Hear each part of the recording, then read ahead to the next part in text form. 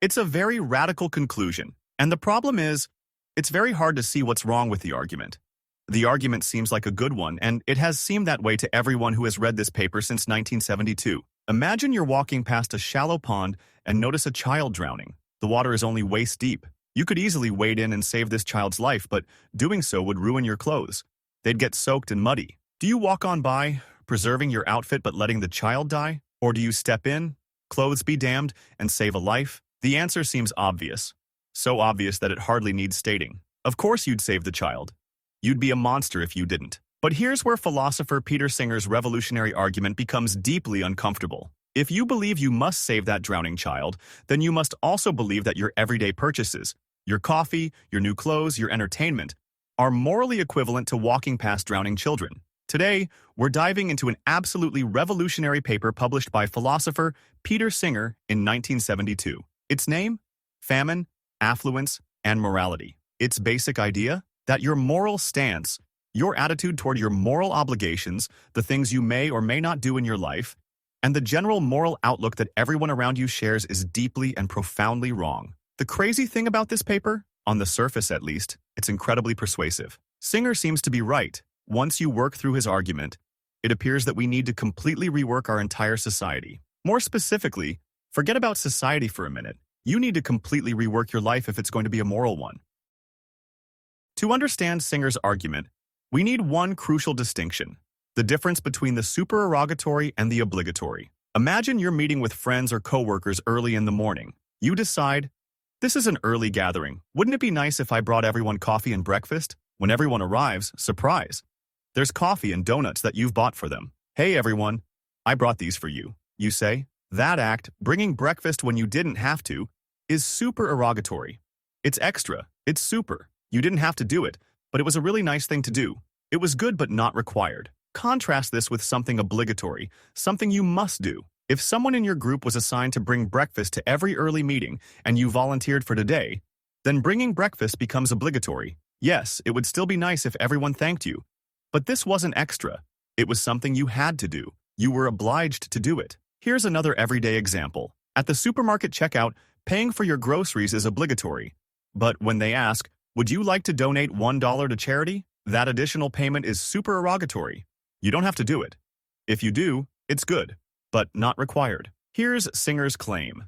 There are organizations like Oxfam and UNICEF that take money from people in wealthy places and use it to help people suffering from famine, people who are literally starving to death. These organizations work with remarkable efficiency, directly saving lives with the donations they receive. Normally, we think of giving to these charities as supererogatory. Nice, good, but not required. If you don't donate on any given occasion, you're not a bad person. You haven't failed to meet some obligation. Singer says no. He has an argument that proves that giving to charity, giving money to famine relief if you're affluent, is something you must do. You must do it in the same way you must not murder, or you must catch someone if they're falling and you can easily reach out to save them.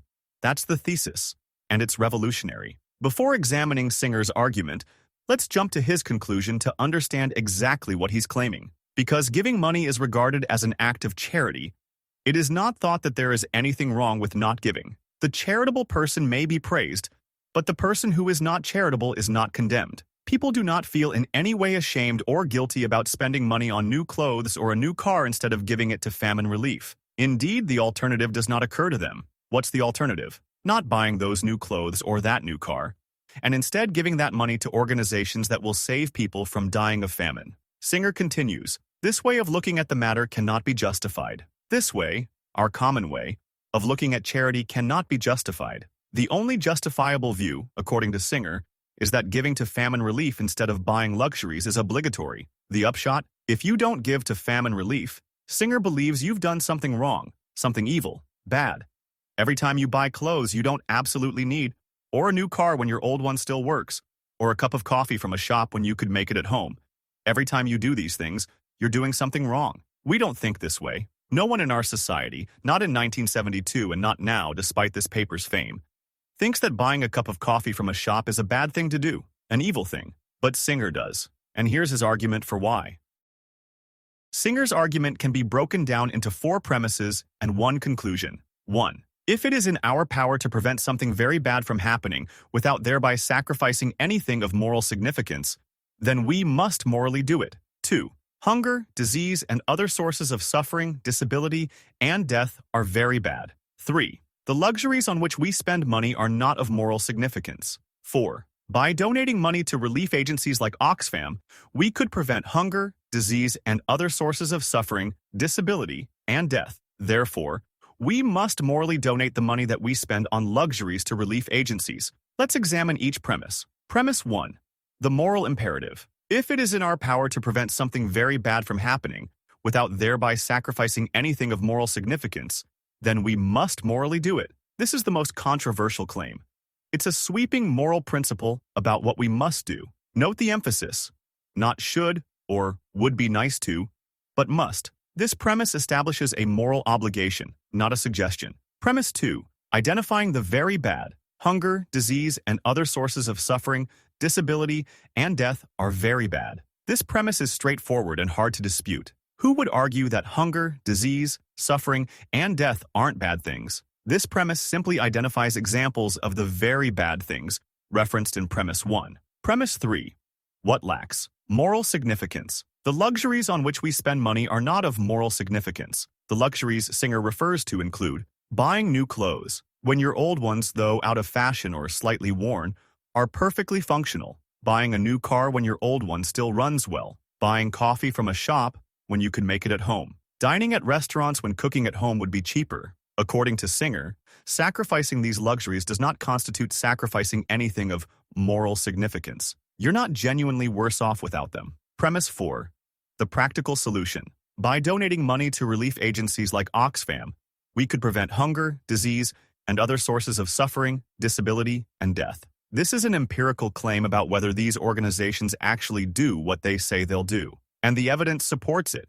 They do use donations efficiently to prevent suffering and save lives. To support his controversial first premise, Singer offers his famous drowning child example. If I am walking past a shallow pond and see a child drowning in it, I ought to wade in and pull the child out. This will mean getting my clothes muddy, but this is insignificant while the death of the child would presumably be a very bad thing. But that sacrifice, wet clothes, minor inconvenience, is not morally significant compared to a child's life. If you agree with Singer about this example, then Singer argues you should accept his more general principle, Premise 1, of the argument. The drowning child represents a very bad thing that you can prevent without sacrificing anything of moral significance. The logic is this: a child drowning is very bad, but not because it involves water or children specifically. What's relevant is that it's an easily preventable death.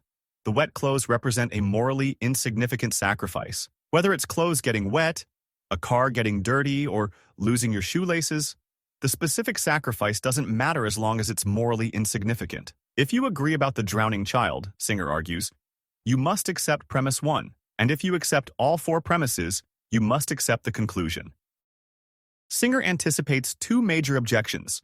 2 ways you might argue that the drowning child example doesn't translate to a general obligation to donate to famine relief. Objection 1.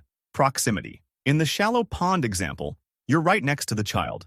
But in real life, you're not near the people dying from famine. Singer's response. Proximity used to matter, but it doesn't anymore. In the past, distance prevented people from 1. Knowing about bad things happening far away. 2. Being able to help effectively even if they knew today. Efficient communication means you can know about famines as they happen. And organizations like Oxfam have built systems that efficiently convert your donations into life-saving aid. The physical distance has become morally irrelevant. Objection 2.